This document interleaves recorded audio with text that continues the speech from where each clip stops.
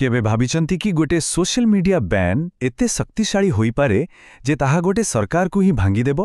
सुनिबाकु टिके अजब लागुछि ना? किंतु आम पड़ोसी देश नेपाल रे ठीक एहिया ही घटिछि आउ एही कहानी पूरा देश को हलै दैछि। आपण कल्पना करंतु गोटे देशर प्रधानमंत्री राति अधिया फेरार। केपी शर्मा ओली केवल इस्तीफा देई नाहंती बरং एक अजणा जगह को पळैछंती। परिस्थिति केते सांघातिक थिबो एइठु ही अंदाज लगाई हबो। आउ एपोटे राजधानी काठमांडूर अवस्था सेठी तो पूरा हंगामा।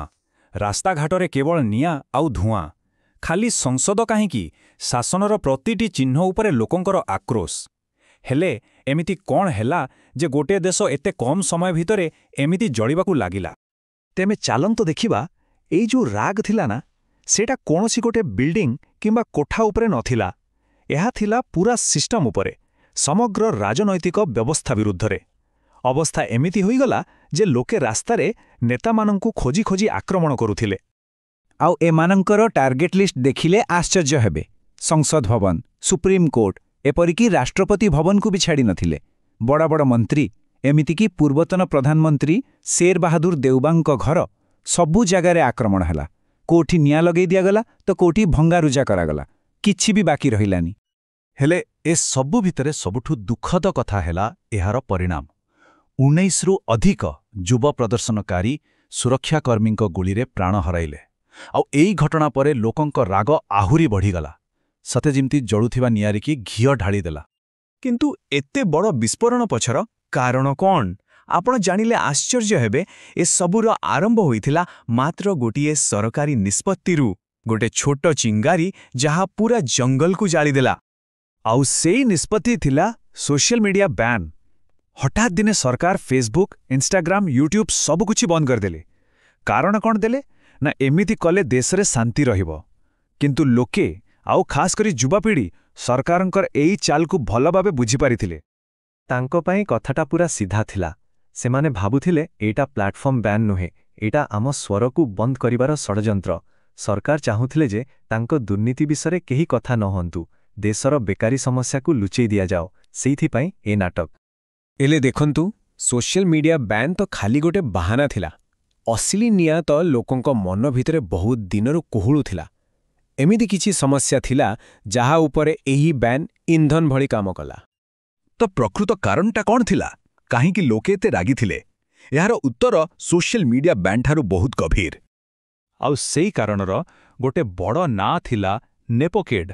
एई शब्दटा सोशल मीडिया रे एमिति भाइराल हेला जे बस यह बड़ बड़ नेतांक पिला आउ साधारण लोकंक भितरे थिबा आकाश पाताल फरक को देखाउथला। कथाटाकु टिके सहजरी बुझिबा। देखंतु गोटे थिला नेपोकिड मानंकर दुनिया, जेउठी दामी गाड़ी, दामी घंटा, विदेश यात्रा सबुकिछि सोशल मीडिया रे देखा जाउथला। आउ अन्यपटे थिला साधारण नेपालींकर जीवन, जेउठी वर्षकु आय मात्र $1300। बेकारी बढ़ुछि आउ घरे चुली जलिबा मुश्किल। एही पार्थक्य ही लोकंकर रागर मूल कारण थिला। आउ एही असंतोष किछि गोटे दिनरे तयारी होई नथिला। एहा पछरे थिला वर्ष वर्षर राजनैतिक अस्थिरता। राजतंत्र सरिवार 17 वर्ष बीती गलाणी, किंतु स्थिरता आसिलानी। एही 17 वर्ष भितरे नेपाल देखिलाणी 15टा अलगा अलगा सरकार। आपण भाबंतु जेउ देशरे सरकार एते बदले सेठी दुर्नीति पाई केते सुजोग तयारी हेउथिबो। अच्छा, तेबे ए जो युवपीढ़ी रास्ता को अहलाई थिले तांकर दाबी कौन थिला? सेमाने प्रकृतरे चाहुथिले कौन? आउ तांकर दाबी गुडी को पूरा स्पष्ट थिला। कोनोसी द्वंद्व नथिला। सेमाने चाहुथिले संसद भंग हेउ, प्रधानमंत्री आउ पूरा कैबिनेट इस्तीफा देउ, जो माने गुली चलाइछंती तांकु दंड मिलु, आउ युवपीढ़ी को नेई गोटे नुआ काम चला सरकार गढ़ा जाउ। एथुरु सफा जना पडुथिला जे एमाने खाली हंगामा करिबाकू आसिनांती, तांको पाखरे गोटे पक्का प्लान थिला। तेबे सरकार तो गला, एबे आगकू कौन? नेपाल एबे गोटे दुच्छकीरे छिड़ा होईछि, जोठी क्षमता पूरा शून्य। आउ एई भली परिस्थिति रे किछि नुआ चेहरा सामना को आसुछंती। एमानंग भितरे दुई जनंक नांकु नै बहु चर्चा होछि। जणे हेले बालेन शाह, जे जणे रैपर रु काठमांडूर मेयर होइछंती, आउ युवक मानंक भितरे बहुत फेमस। आउ जणे हेले रवि लामिछाने। ए दुई जण नेपाल राजनीतिर भविष्यत होई पारंती बोली कुहा जाउछि। आउ गोटे कथा, ए आंदोलन पछरे खाली युवकंकर जोश नथिला, बरং हामी नेपाल भली संगठनर सपोर्ट भी थिला। ଏହି ଏନ୍ଜିଓ ହିଁ ଲୋକଙ୍କର ରାଗକୁ ଗୋଟେ ସଠିକ୍ ବାଟ ଦେଖାଇଲା। ସେମାନେ ଦୁର୍ନୀତି ବିରୁଦ୍ଧରେ ଯୁବକ ଭଳି ପୋଷ୍ଟର ଦେଲେ ଆଉ ଶାନ୍ତିରେ କେମିତି ବିରୋଧ କରାଯାଏ ସେ କଥା ବୁଝାଇଲେ। ତେବେ ଶେଷରେ ଗୋଟେ ବଡ଼ ପ୍ରଶ୍ନ ଆସି ଛିଡ଼ା ହେଉଛି। ଜେନ୍ ଜିତେ ସୋସିଆଲ ମିଡିଆ ବ୍ୟବହାର କରି ଗୋଟେ ସରକାରକୁ ଭାଙ୍ଗିଦେଲେ, ଏଥିରେ ସନ୍ଦେହ ନାହିଁ। କିନ୍ତୁ କ'ଣ ଗୋଟେ ଅନଲାଇନ୍ ଆନ୍ଦୋଳନ ଅଫଲାଇନ୍ରେ ଗୋଟେ ମଜବୁତ ଆଉ ସ୍ଥିର ଗଣତନ୍ତ୍ର ତିଆରି କରିପାରିବ?